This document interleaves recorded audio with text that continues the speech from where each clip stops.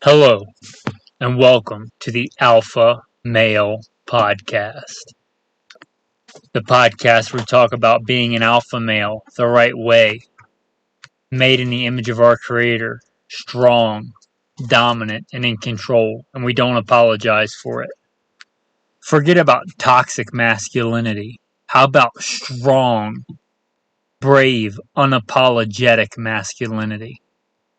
If you listen for any amount of time on the Alpha Male Podcast, you know that we like to bounce back and forth between sometimes just fun episodes, different topics, sometimes deep philosophical, more thinking episodes. Today is going to be the latter. So let us be circumspect as men, reason with each other, consider the topics presented today. With that, if you want more while you're listening, go to goodshepherdtraining.com. goodshepherdtraining.com. Plug in the bio and on to the body of the episode. If you want to skip the bio, you can skip around 3 minutes and 45 seconds from where it starts. First and foremost, I am a servant of God, preacher, a fisher of men. God is number one in my life, and everything that I do in this podcast is no different, and I don't apologize for that. A little bit about me in the background. I grew up, I guess what you would consider a heathen. Didn't grow up a Christian, but I grew up in the southeastern United States, what most would consider very poor. Hunting and fishing and shooting. Joined the Marine Corps at 17, did a couple of combat tours in Iraq. After my combat tours in Iraq, I was an urban warfare instructor for the United States Marine Corps under Mojave Viper. I also served in law enforcement for several years in LAPD. I worked patrol assignments and more specialized assignments, where by God's grace, He got me through some nasty places in this world of war zones and some of the nastiest streets in the country.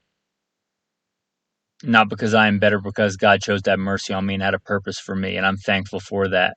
After my time in law enforcement, I was a private contractor for federal government, for a 3-letter government agency I won't specify, doing private contracting work. I'm very much involved in guns and gunfighting. I also served in the U.S. Army, both full-time and part-time National Guard. I should say my primary MOS is in both branches of the military or infantry, as of one sort or another. Specialized infantry in the Marine Corps and an MOS that no longer exists. I started competition shooting even before I joined the Marine Corps at 17. I won my first gold medal even before I joined the Marine Corps at 17. I've been blessed by God with the talents He's given me to win more shooting competitions than I can remember. I've won most of my competitions in rifle and pistol, but I've also competed in archery and shotgun and even muzzleloader, knife throwing, hatchet throwing. I've competed in all that. I've also been a professional big game hunter and guide. Like I said, I grew up hunting and fishing and shooting. I've done it to put meat on the table because I like to put food on the table with the talents God's given me. I don't apologize for that. I've done it as a professional hunter and guide. I've slain all manner of beast and guided for all manner of beast. Bear and wolf and elk and deer, mule deer, whitetail deer. I've slain ram and fallow deer and countless animals. And I don't apologize for that either.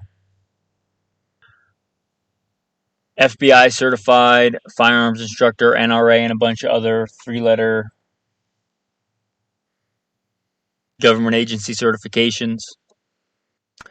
Blessed be the Lord my rock, who trains my hands for war and my fingers for battle. Psalm 144. I've been blessed to be the commander of a tactical team, an SRT, special response team, in a large metropolitan area, where our primary job was to stop active shooters.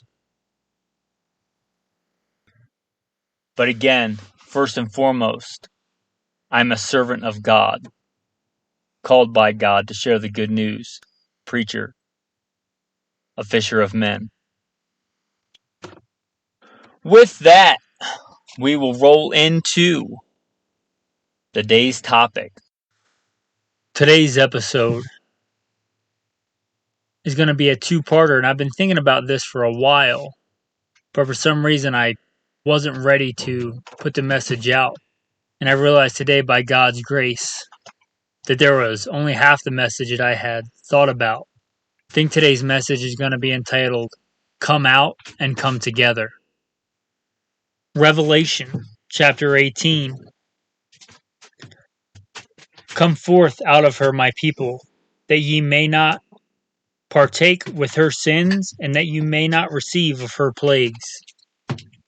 That's Young's literal translation. Today's English version, same verse, Revelation 18. Come out, my people, come out from her, for you must not take part in her sins. You must not share in her punishments. See, as Christians, we're called to be in the world, but not of the world. As it is written, do not be conformed to this world, be transformed by the renewing of your mind. And as alpha males, are we not called much more to be an example of being above, of being separate from all the garbage in today's world and today's culture? Being set apart, being different. If alpha males weren't different, they wouldn't be alpha males. Doesn't matter if all the other men are sucked into the garbage of the culture, the lewd and lascivious TikTok videos, or they believe the garbage about toxic masculinity, or they let the culture they live in dictate what they think is right and wrong. But you're an alpha male. Reason for yourself. Be strong and prove yourself a man. Be circumspect. Consider what the truth is. And be brave enough and be strong enough to stand up. Say, no, this isn't right. This isn't right. I don't care what everybody else is doing. I'm an alpha male and I'm going to do the right thing. Come out of her, my people. A very similar verse, 2 Corinthians 6. Come out from them and be separate, says the Lord. Touch no unclean thing, and I will receive you. Come out from them, be separate, be set apart. That's what the word holy means. What does Jesus say? It's what comes out of a man's mouth that defiles him. If everybody else is, using God's name in vain, not you, don't fall into that trap. If everybody else is talking bad about their neighbor, talking bad about their brother, putting each other down, be better than that. You're an alpha male. If everybody else around you is wallowing in self-pity and complaining all the time, not you, you're an alpha male. Step out. I do think there's a time and a place to step out of Babylon, literally, stepping out of the big city, stepping out of that garbage, stepping out of that lifestyle. I believe that you're called to do that. I believe more important than the physical is to be called out and set apart in the spirit, in the soul. Have you ever read Pilgrim's Progress? There's a part in there about Vanity Fair, a literal Vanity Fair, like a fairground. Don't turn aside into that garbage. Don't be distracted by the shiny things of the world. Don't let that distract you from what's really important. I'm telling you not to have stuff and not to enjoy stuff. I'm telling you where your treasure is, your heart will be also. All the stuff this world says is going to make you happy. All the shiny things, all the pretty things. That's not going to fulfill you. Come out of her, my people. The spirit and in the soul first. Step back and be separate. Be better. Be stronger. Be an alpha male. Separate yourselves. The next part of this is come together. Come together. It's one of the reasons I started this podcast so many years ago. I wanted a place, if only virtually, that alpha males could get together and not apologize for being alpha males. Come together. Proverbs 27. Iron by iron is sharpened. A man sharpens the face of his friend. Or English Standard Version. Iron sharpens iron, and one man sharpens another. So come out and come together and strengthen each other. I don't think I have to tell you, if you look around, that not every man is an alpha male. But hopefully if you're listening to this, you are. I've said this many times, but this is not the everyman podcast. This is not the alpha male podcast. If you just want to blindly follow what the culture is telling you to do, what the garbage in society is telling you to do, there's plenty of podcasts for that. There's plenty of pop culture podcasts and mainstream media podcasts where you can just be shoveled garbage all day. But I'm calling out alpha males to step up and step out and strengthen those men around you that need strengthening. As an alpha male, you should be strengthening and building up the men around you, coming together, like strengthen each other. As iron sharpens iron, so one man sharpens another. Are you sharpening? Are you sharpening the men around you? Are you being sharpened? Are you being stripped of the garbage material and being sharpened? To sharpen something, you have to remove material. You have to get rid of stuff that's not beneficial. Are you being sharpened? Are you sharpening other men? One of the theories I've heard for PTSD, you heard in the bio, I'm a veteran of 2 armed forces and a combat veteran. Been to war multiple times. By God's grace, I never really struggled with PTSD. And I've heard a theory that resonated with me that made a lot of sense. And it said one of the reasons for PTSD, that we as humans in general are a tribal society. We're meant to live in a small, tight-knit group, especially men, hanging out together with a tight-knit unit of men in a tribal society and hunter-gatherer parties, small villages. For most of human history, that's how we existed. When young men today join the military, even though things suck, even though things can be really bad and you see some horrible things, you have that tight-knit community. You likely know everybody in your platoon. You know even better the men in your squad and even better your fire team. You eat with them. You go to bed beside them. You expect them to watch your back while you're sleeping, and you watch their back when they're sleeping.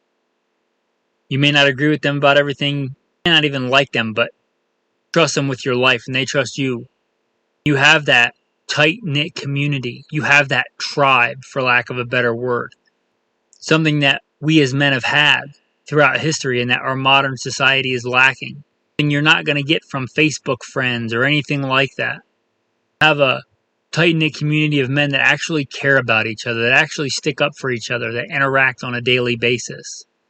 And when soldiers, Marines, whomever come home, and they're shoved back into a society and a culture that didn't go through what they went through, doesn't understand them, that may put up a yellow ribbon or say support our troops, even if they want to, they don't really fit into that community, and that's a big part of PTSD today. Why we've had nasty wars all throughout history. PTSD seems to be a fairly modern thing. Not completely, but it's very unusual. Men go through something like that together, and then when their 4 years are up or whatever amount of time is up, they're stripped from that. And they're around other people, even other men that have no idea what they've been through or no idea what the world can be like. And again, that's a theory for why PTSD is so prevalent, but it really did resonate with me. Likewise, I see this modeled in the life of the ultimate alpha male, Jesus Christ. Not have a group of men, disciples, lots of followers. He had 12 disciples, pretty much a squad. 12 is about the number of a squad in infantry. Squad, 12 men. He had 12 disciples, and he had an inner circle. His, tight-knit fire team, if I can call it that. His inner disciples, himself, Peter, James, and John. His disciples would often said he took Peter, James, and John. The inner circle. But he had a group of men. And he obviously was the alpha male of those men. But he had a tight-knit community of men that ate together, that broke bread together, that went through hard times together and storms together. Walked many, many miles together. Look at the amount of places that Jesus walked all throughout the region of Israel and Samaria. They walked many miles together. They went in the cities and the mountains. They came out of her, my people. They came out of the culture. They were different. Like John the Baptist. They were different. They came out and they came together. Not so much about the numbers. By the power of God, Jesus, that small group of men, they changed the world. You can be a Christian or not, but you can't argue that no man in history has changed the course of the world, changed the course of history as Jesus Christ did. And he did that by being an alpha male, by being different, having a community of men around him, and being part of that community. So think about that. Think about that. Be circumspect. Consider these things and think about how it relates to your life. How can you come out of her, my people? How can you be separate? How can you separate yourself, either actually physically by leaving Babylon or Sodom and Gomorrah, but first and foremost spiritually, in your spirit, in your soul, in your mind? Can you separate yourself? Are you truly an alpha male? Are you impacting the world to be better, or are you letting it shape you? Are you letting it conform you? Are you transforming, rising above it, being separate, being different, being an alpha male? And next, what about coming together? How can we do that? How can we come together? I do try to make it a point when the opportunity arises to get other men together and be sharpened and sharpen them. Come together. Don't be afraid to get tribal. One way I do that is the Alpha Male Podcast. Again, that's one of the reasons I started this. A place where alpha males could come and be what they are created to be, strong and dominant and in control, and not apologize for it. This is a virtual community. An actual physical community would be better. Is there a way that you can do that in your life? Can you reach out? Can you stand up? Again, that starts first and foremost with you stepping up and stepping out, coming out, and then coming together.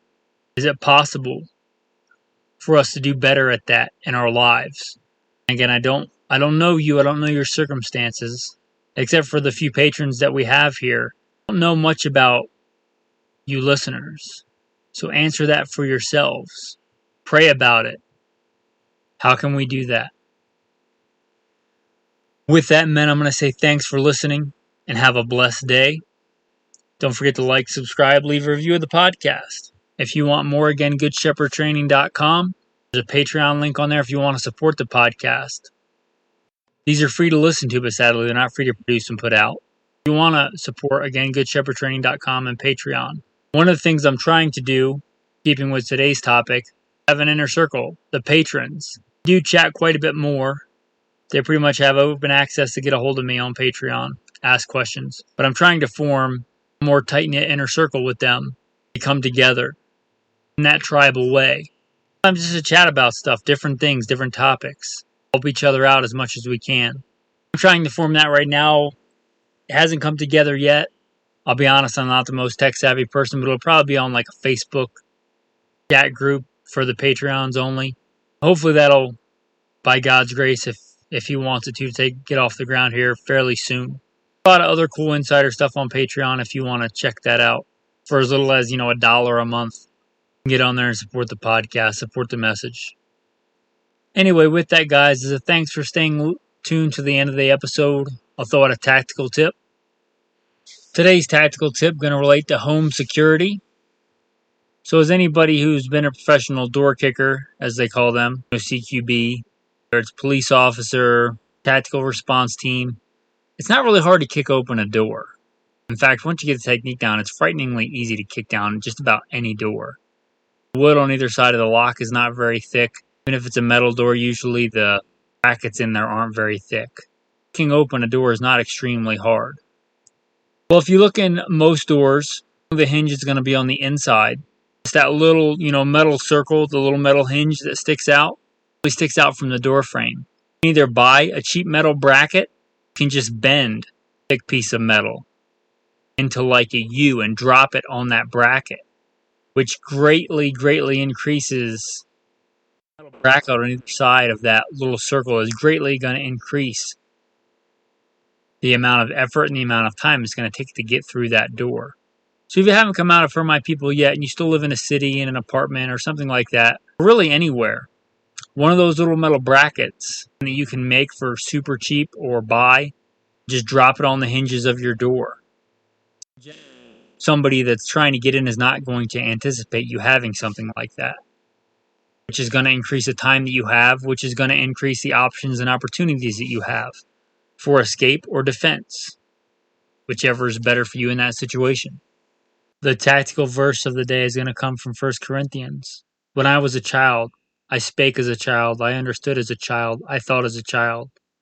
But when I became a man, I put away childish things. Thanks for listening, men. Have a blessed day.